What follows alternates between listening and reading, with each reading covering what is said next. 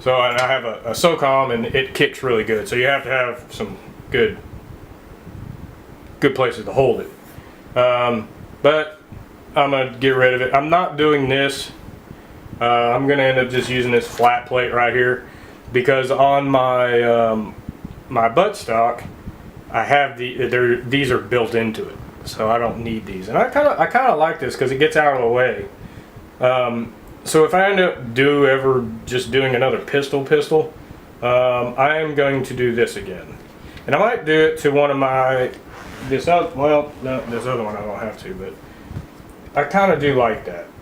It was nice because I could just snap one of these little rings on either side, and it made it ambidextrous, so I could do either side. And I believe this one I just got at Academy too for like 15 bucks. I don't know, it's been a while. But I like that better than all the other ones, because I tried this style one, but this style is only for if you have the little clips, and the clips they work too. I might end up getting one of those too, but this one is only 4 clips. It didn't work with these things. I mean, it would go in there, but once you got it on the actual weapon, when you got it on here, it worked, but it didn't work right. It just felt weird. And then this one, they have this style, that's strictly for the clips. And this one actually worked really good. If you have a clip one, it's ambidextrous. You can go whatever side you want, and it wasn't too bad.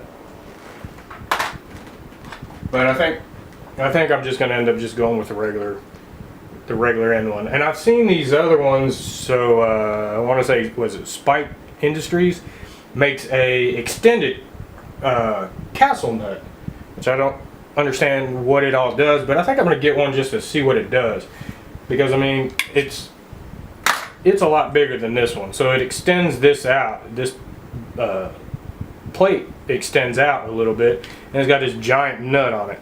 Wouldn't work with this, but it would work with this because it's got quite a bit of thread on it. But I haven't really messed with that one, so I might end up later on looking to get that. And then for the takedown pins, I'm actually I gotta take this off to get this pin back out, but I'm gonna actually use these pins. I love these, because when they go in, you have this little extra room so you can just grab it. You grab it and pull. And it works great. I mean, if you want, you can still hit this side and go through. And then the same with this one. It's got that little extra thing. So I'm gonna have to see if I can order just these extras. Because this whole piece right here is what's going to be coming for this. So each one of the ones that go on this will have its own, so you don't have to tear it apart. And then each one will have its own magazine button, because when you hit the magazine button, this thing slides off and on. And then I tried these to quiet it down. These little red stoppers you get for like $1 or $2 at a gun show, and you probably get them online pretty cheap too. They go in here, so when you push this in, it keeps your upper from rattling. It worked okay, but it was more of a pain in the ass to try to get everything out, because when you push it in there, it's hard to hold down. You got to hold it down. You got to force it in there, and then push it in there. So basically, it's kind of like a spring retention kind of thing, but it's made out of rubber. I mean, they're there, but I really haven't had an issue with this thing making a lot of noise. So I don't know if I'll put that back in there. If it does make a lot of noise, I'll stick them back in there. But I mean, let's see. And then I've got to, so with these, the way these work is, I've got a mil spec, but I don't want this one. I am trying to find online right now one of these, but this one is a mil spec. I want one that has this, see this little pin? you just push it in and it pops out. So it'll go here, you know, it'll go in there, you'll tap your, and this might be another problem too, because when you tap that pin in there, that might be too big. I don't know. I'm gonna tap it in from the side that ain't all jacked up, and hopefully it just hangs. But when it goes in there, you hit that little button, and it'll pop out of the end, and you just hang down, and then you slide it back in, and then pop that back in, and it'll retain. So I'm trying to find one of these that are extended. So if you have, if it's cold out or you have gloves on for some reason, it's not so shallow in there. It gives you a little bit more extra room, like this one, like this Magpul one. And I was going to use this Magpul one, but it is screwed in. It's got a pin that goes in here, but here is a screw. It's just a threaded screw, and I don't see that lasting very long with this plastic. I don't see that lasting very long every time I change out tops or change out different mags. So I don't think I'm going to use one of these. So I've got to find a company that makes these, and if anyone knows anyone out there, let me know, and I gotta get it. Because I found these other ones that they're Cobra or whatever, and they go down and they have this little hand rest right here, and they look like a skeleton. And when you look at them, they look like a Cobra, and they looked really cool. I wanted one of those because if you ever, just sitting around, if you're, sitting at the range and you got your finger off the trigger, this would be a lot easier if I kept the pistol grip on, but if you have your finger off the trigger, you got it just sitting here on the side. So this one, you can just lay it down and it'll rest on the actual piece, which I liked.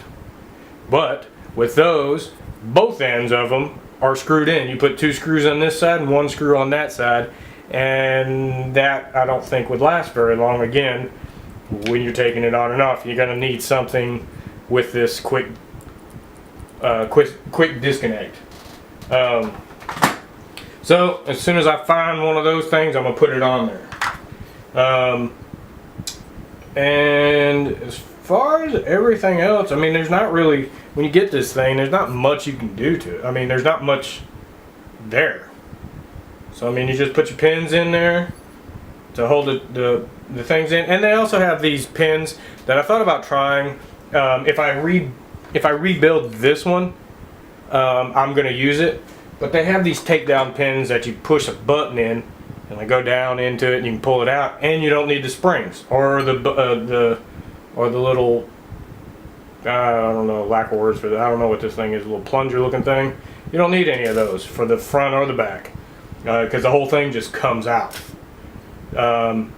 So this one, basically, I mean, I need to pull that other one apart so I can get the tube and the pin. So I put the tube on it and put the pin on it. Ooh, that might actually be harder than it sounds because I don't have the actual upper yet. I don't have so I can't torque that one in because I have nowhere to put it in my jig. So I'll have to look at that too. So we'll see about this, and as soon as I get the mag wells, I think the first one I'm gonna do is a 9mm because I have enough 5.56. Because this thing is $99, and then it's like 20. I live in Texas, and it's from New England, so it costs $20 to ship it. So and then your FFL charge, whoever you use. But the other pieces, so once you get this, you can have everything else drop shipped to your house. They have uppers. I'll go into the uppers later because the uppers are way different than the normal upper. But as soon as I get one of those, get one of the mag wells in my 9mm, I will see if this actually works. See if these little anti-slip pins work, and I'm hoping they do. Because I love these things. I got the only one I don't have it on is my original AR that I bought full, just from a box store. Actually, I bought it. Yeah, I bought it from a box store. So the only thing I've really changed on it are, you know, just custom or just cosmetic things. I didn't take any of this apart. So it's still got your regular pins, your regular stock trigger. I did put a drop down trigger well in. It's got the original safety and everything in it. That's the only one I don't have it on. So we'll see how this all works.